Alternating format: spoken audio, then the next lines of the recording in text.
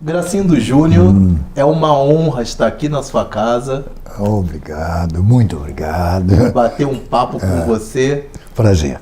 que é um monstro Ou sagrado menos. das artes cênicas. Ainda não sou sagrado, tá? né? Não sou sagrado ainda. As Estou pessoas- batalhando ainda. As pessoas lá do outro lado com certeza estão felizes nos assistindo Que bom. e vão aprender muito com tudo que nós vamos conversar aqui. Vamos lá, vamos lá. A primeira pergunta que eu te faço é: há 60 anos atrás, ser ator era uma vocação. E hoje em dia, o que é ser ator? Como é que eu vou dizer a você o que é ser ator, né? Eu começo como ator com 16 anos de idade, né? Tive um pai maravilhoso, era um grande ator, né? Uma figura que viveu assim como ator, né? Com histórias, né? Com personagens. E eu, de uma certa maneira, ganhei isso também, né? O que é ser ator, né? É viver com determinados momentos seus, ou coisas que você inventava, né, como pessoa. Então hoje eu estou com 60 anos de trabalho, né?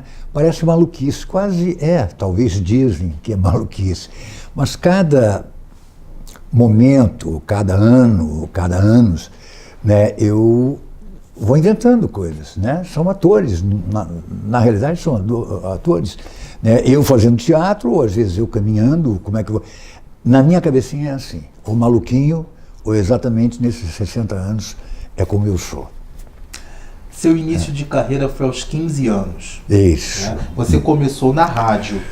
Que importância isso tem para o Gracindo Júnior de hoje? Bom, eu começo na época, isso foi em 1959, logo depois em 60 eu já vou para a Rádio Globo, Rádio Nacional, perdão, Rádio Globo era a televisão.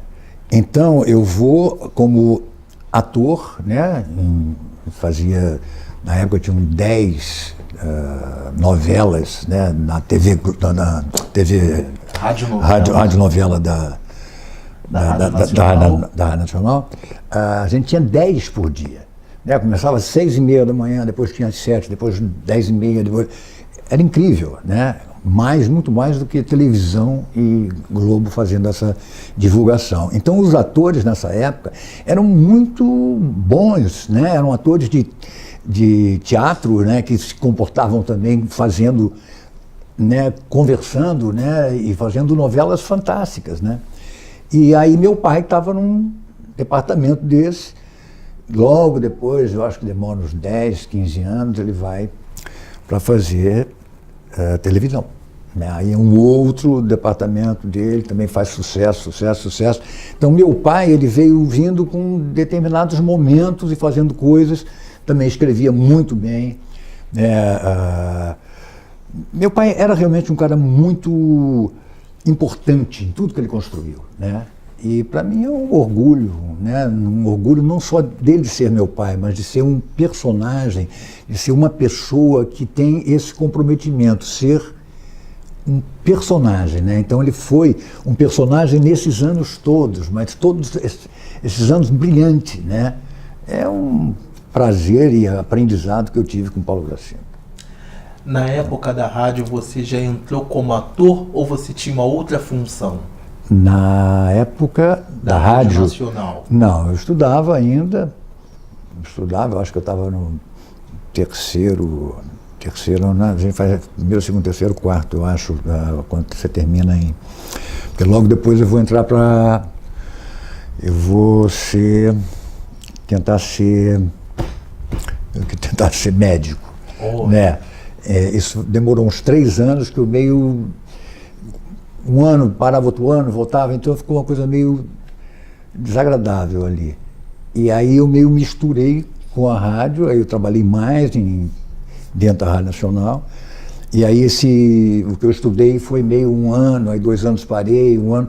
Depois, 10 anos depois, eu vou fazendo psicanálise. Aí eu me formo em psicanálise, e isso já tinha...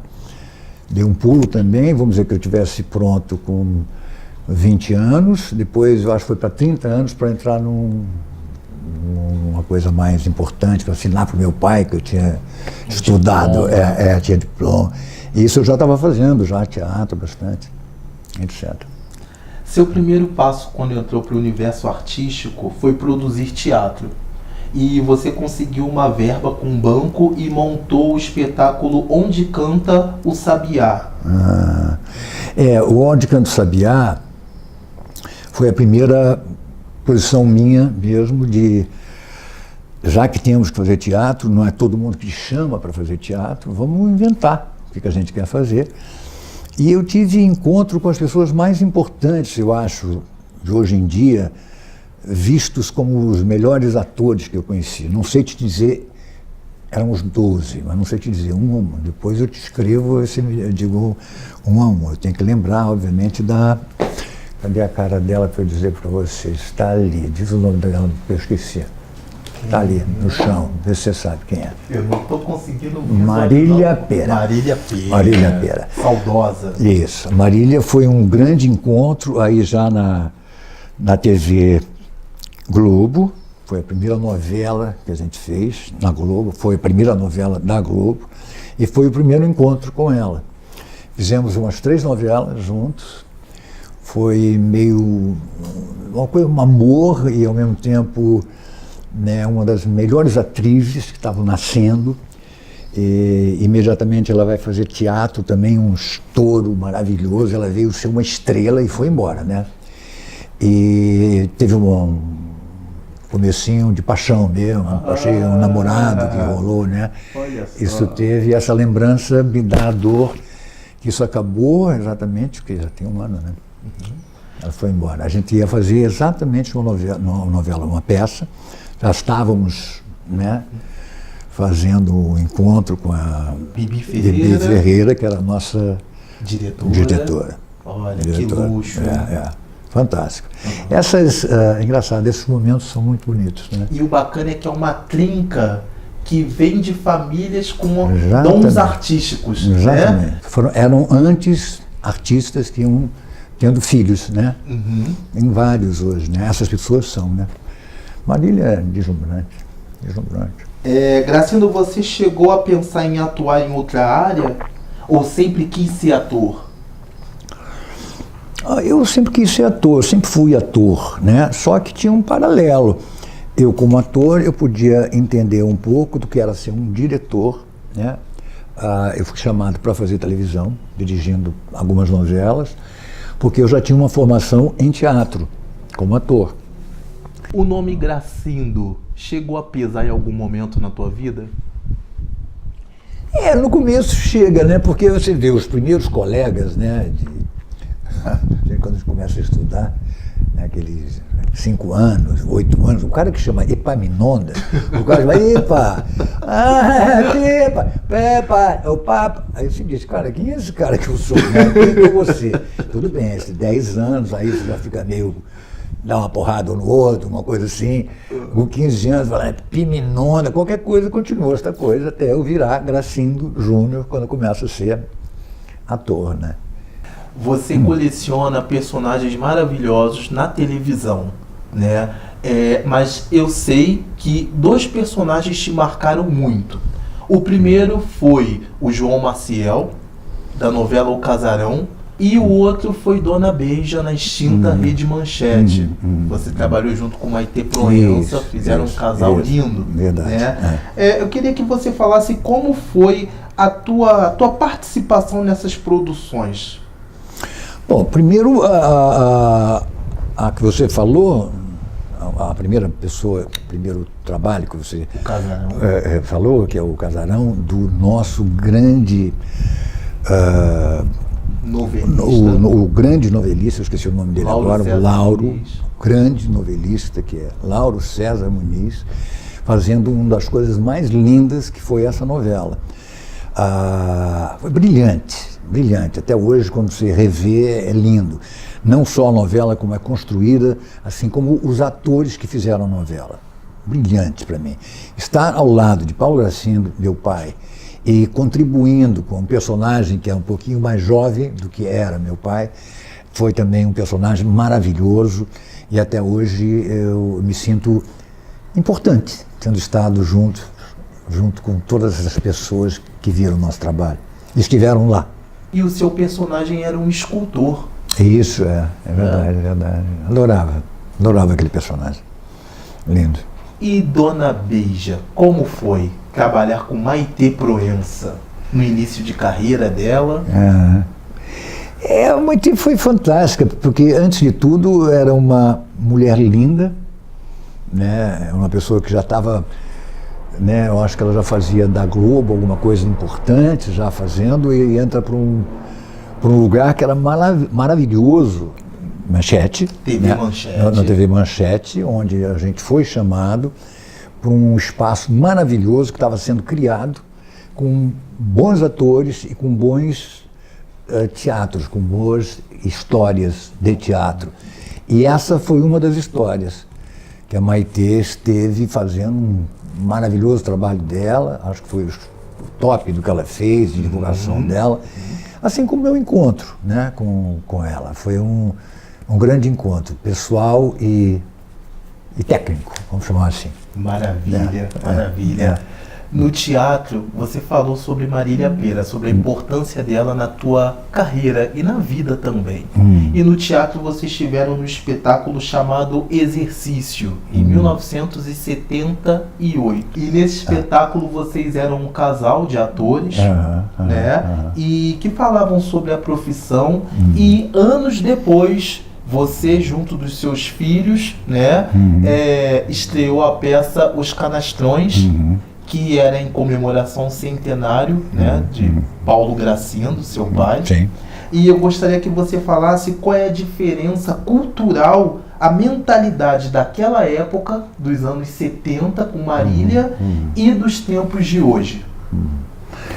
Bom, o que eu acho é que teatro, ele pode estar em 1500 e alguma coisa, estou trabalhando em 2000 e 50 mil, não importa, né, se é o que aconteceu, o que vai acontecer. O que eu fiz com a Marília já estava em 1900, você sabe melhor que eu, 1977. 77. Então, em 60 eu já estava trabalhando. Então, em 77 eu tinha tido pelo menos uns 5 trabalhos né, como ator. Quando eu faço com a Marília, eu já tinha feito 2 grandes trabalhos com ela em teatro e 2 grandes trabalhos com a Marília em televisão. Então, esse que você cita aí, eu acho que é uma das coisas mais importantes que eu já aprendi na minha vida. Acho que ela também aprendeu. O encontro de 2 atores, né? O encontro de 2 paixões. É uma mistura, é meio maluco essa coisa quando a gente diz que é ator e que ao mesmo tempo é uma pessoa. Você mistura essa coisa. Eu era apaixonado por ela, ela era apaixonada por mim. E a gente era 2 atores. Então é muito difícil traduzir isso. Então a Marília e eu fomos praticamente revisitados, né, como pessoas que fizemos outro espetáculo e estávamos apaixonados e a vida, ela fez um filho, depois ela fez... Mas a gente tinha essa pessoa que vivia, né, como outras pessoas e nos encontramos. Foi uma das coisas mais lindas da minha vida. Apesar de ter sido uma mulher maravilhosa, com filhos maravilhosos, né? E filho ainda maravilhoso também. Então, beijo sempre para você, minha irmã. Agora vamos falar dos Canastrões, né? Foi um espetáculo, né, em comemoração ao centenário de Paulo Gracindo, e eu gostaria que você falasse como surgiu a proposta para você montar essa peça. Para quem conhece a palavra canastrões, é quem entendem que são péssimos atores, os canastrões. Isso foi uma coisa que foi dita erradamente, né? Isso foi canastrão é um cara que é canastrão, é um bom ator. Não é bem isso. Canastrões na época era o quê? Os atores, né, que iam para fazer os seus trabalhos, pegavam o chalezinho dele, pegavam um carrinho dele que era um cavalinho que ia atrás dele com as coisinhas que ele tinha, e dentro daquelas coisinhas ele tinha ou um chapéu ou uma coisa que pusesse, etc, etc, etc. Então, era assim que os teatros eram, né? Então, cada um levava o seu negocinho e faziam a sua historinha. Era uma trupe. Era uma trupe. E normalmente eram, um era filho de um outro, o outro era primo do não sei quem morreu, não sei o quê. Eram assim os atores, eram famílias, né? Então essas famílias iam aprendendo a coisas, né, dentro da família. Um aprendia e respeitava o outro. Me pega de novo o que eu estava dizendo para você a partir. Como surgiu a proposta para montar Canastrões? Muito bem. Então, Canastrões, o que é? As pessoas falavam sobre canastrões, que eram canastras. Na época, era um espaço, era chamado canastra, onde você guardava todos os elementos. Né? Você tinha todos os canastrões ali, tinha isso para você montar o seu teatrinho. Né? Às vezes era uma coisa tola, né? Fazia aqui, ali, eram os canastrões. E quem fazia os atores eram canastrões, também inventavam coisas. Eram chamados não de atores, de canastrões. Hoje em dia as pessoas acham que canastrões são péssimos teatros, né? Por isso eu chamei um pouco em cima do que eu te expliquei, chamado canastrões. Então era uma briga do que é teatro, do que é ser ator, o que é bom, o que é mal. Aí eu juntei eu tinha 2 filhos e uma filha. Né? 3 personagens também, que eles tomavam parte disso, né? E contavam essa história. Então eu fui lá para Portugal e fizemos juntos esse trabalho com filhos. Para mim, foi como se eu fechei ali, eu devia estar com quase meus 75 anos ali, dizendo, pô, fechei uma história minha, né? Vou começar de novo, né? Vou aprender de novo, meus filhos estão aprendendo. Né? E estamos conversando agora e estou, cara, aprendendo. Ainda não sei, vê que eu estou falando besteira aberta, que eu não sei mais, estou aprendendo, tá? Como foi trabalhar com seus filhos? Olha, foi muito bom, né? Estar presente com os meus filhos, né? Porque, na realidade, assim como meu pai, como é que é pai e filho? Como é que a gente se fazia? Eu sou filho, você é pai. Como é que a gente se relaciona? Eu não sabia bem como meu pai, eu era filho. Tanto é dos meus 15 anos que eu falei que caí fora, que eu comecei a descobrir quem é um cara que eu gostava, é um cara que trabalhava comigo. Ele era ator, eu também estava como ator. Os meus filhos é a mesma coisa. Quando eu descubro meus filhos, eles são atores, né? 2 homens e mais uma mulher comigo, todos atores. Então, uma das coisas mais importantes para mim foi que ele entendesse como nós éramos, né? O que é ser ator? Aí eu tive uma relação com essas pessoas, que era meu filho, outro filho que era ator e uma filha que era atriz. Né? Então aí eu tive uma relação com essas pessoas, né? E descobri o que era ser pai e filho. Gracindo, como o autor e diretor Moncho Rodrigues entrou nesse caldeirão? Bom, em primeiro lugar, a coisa mais importante que eu acho, Moncho é um dos atores, autores, diretor e produtor, né, de teatro, né, escreveu como maravilhosos espetáculos que ele construiu. Um cara da maior importância, apesar de ter nascido lá na Espanha, ele está em Portugal há muitos anos e trabalhando efetivamente com o que ele mais ama, que é trabalhar como ator, como produtor de teatro. Muito bem, o Moncho, eu tive um encontro com ele quando meu filho descobre, através de uma moça que ele estava namorando, e estava sendo usado pelo Moncho, ela estava sendo usada pelo Moncho, trabalhando numa outra novela, uma outra peça de teatro que ela estava, e ele imediatamente lembramos do Moncho para fazer uma história a partir do que a gente queria construir como a nossa história. Qual era a nossa história? Que como era o nome que eu passei para você? Canastrões. Os canastrões eram o quê? Eram peças, né, que a gente precisava para fazer o nosso teatro, a nossa história para o teatro, né? Tinha roupa, né? Tinha como você se pintar, os adereços de cena. Os adereços de cena. E eu tinha mais 3 filhos para ser, de uma certa maneira, canastrões comigo para mim também, né? Eu era um canastro, ele era outro canastro, para a gente montar uma coisa que era uma história, com todos esses elementos do teatro. E vem da onde isso? Com meu pai, né? Meu pai que nasce com isso. Então eu queria passar, eu como filho, passando com meus filhos, né, essa história, né, do que era o nosso teatro, como ser ator, né, e como ter os filhos. Que bom que eu entendi que eles são atores também, que bom que a gente está feliz todos os anos trabalhando, graças a Deus, né, e distribuindo, né, uma forma de viver. Gracindo, no final dos anos 70, você esteve em Portugal dirigindo uma peça e depois você voltou em 89 dirigindo um novo espetáculo. Eu queria saber com você como é que é a tua relação com o público português, como você classifica o público português? Eu era apaixonado pelos portugueses, principalmente por serem atores e atrizes, né? Viver com isso, eles viviam com isso e milênios atrás, né? Eles eram atores, tinham criar grandes histórias, né, nos seus teatros. E os brasileiros começam a trabalhar em teatro com os próprios portugueses que vinham até o Brasil, muitos deles ficavam no Brasil, e os atores brasileiros começam a aprender com eles, né?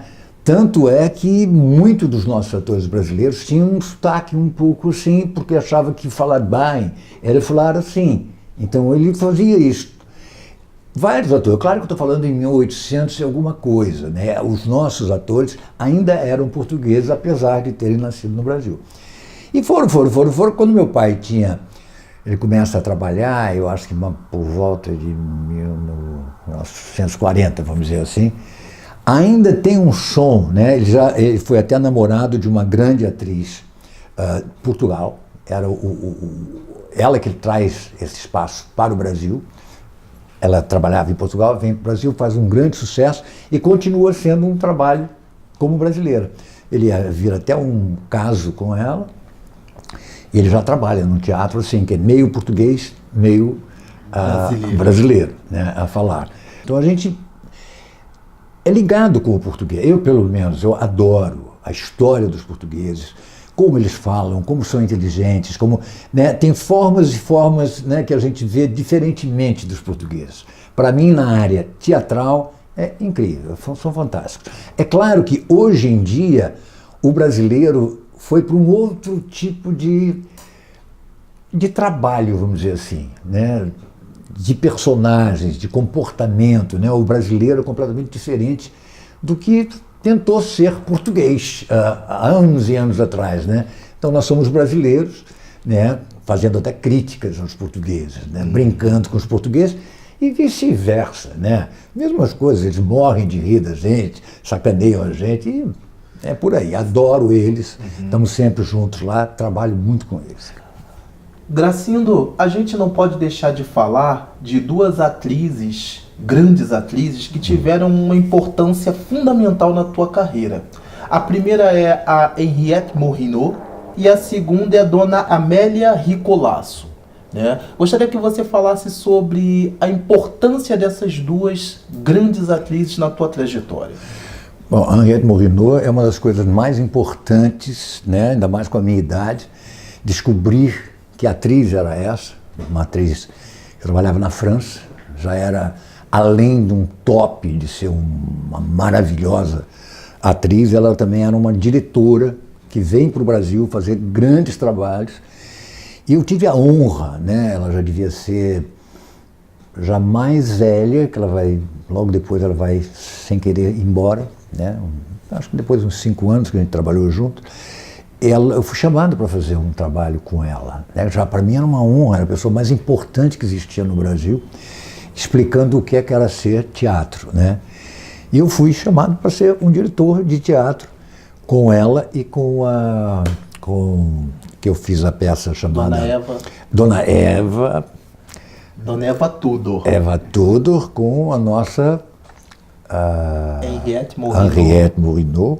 E eu dirigindo. Para mim foi uma coisa fantástica na minha vida, né? A Amélia, no caso, a gente falou de duas pessoas, não falou da Amélia. A Amélia foi a pessoa que me fizeram chegar perto dela, em Portugal, que ela tinha sido chamada para eu dirigir uma novela em Portugal. Então eu fui fazer o do Milor Fernandes, né, que era também um grande diretor de teatro e ao mesmo tempo escrevia como ninguém, era um personagem também que desenhava, né? Exatamente, uma doce criatura, inteligente, adorava fazer isso. Me levaram então para Portugal fazer com esta mulher maravilhosa, que era grande atriz em Portugal.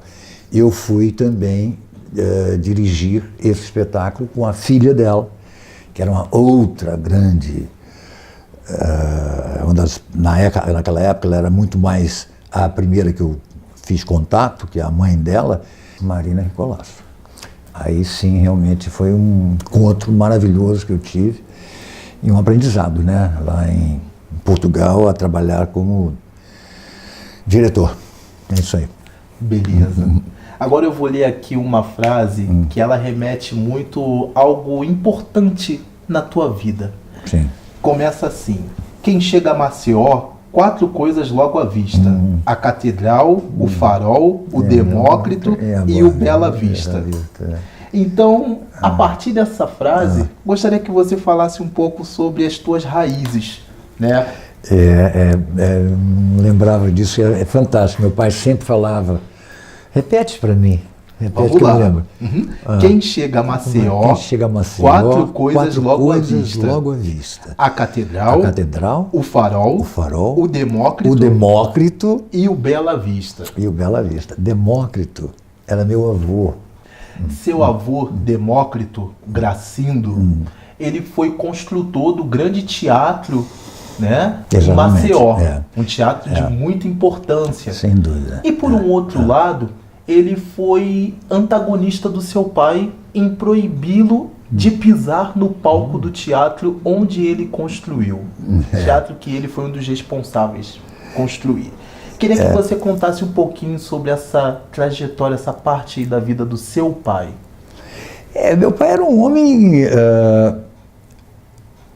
muito... Primeiro ele teve um irmão, né? Eu acho que por lá, não sei exatamente se é nos 12 anos que o irmão dele morre, né? Então fica esse pai e essa mãe tomando conta só desse Pelópidas, que ainda não era o Paulo Gracindo. Então ele era muito rígido, esse pai, né? E fazia com que ele acordasse às 6 horas da manhã sempre para estudar e ir para o teatro, e não ir para o teatro, jamais ir para o teatro, né? Jamais pensar em teatro. E o pai foi tentando, e desde criança ele ia para a rua fingindo que tinha uma roupa diferente, fazia um palhaço, fazia não sei o quê. Tinha um avô que adorava ele, brincava com ele, mas o pai era completamente... não queria saber disso. Teatro era uma coisa que não existia. Ele era já, esse avô, um cara famosíssimo em Portugal, ele era já prefeito, né, quando ele descobre esse teatro, que ele monta esse teatro, né? Então, o pai do meu pai foi o criador desse teatro, para Maceió, e meu pai proibia o meu pai de entrar no teatro, né? Ele tem que estudar, não tem nada de teatro, etc, etc, etc. E ele foi ficando apaixonado por isso, meu pai. Coisa que durou até ele ter 18 anos, de estudar até um determinado tempo. Quando ele faz 18 anos, ele vai para o Rio de Janeiro, se encontra no Rio de Janeiro, aí já é um tio dele, e vai, a partir do Rio de Janeiro, resolver outra vida, ser ator, né?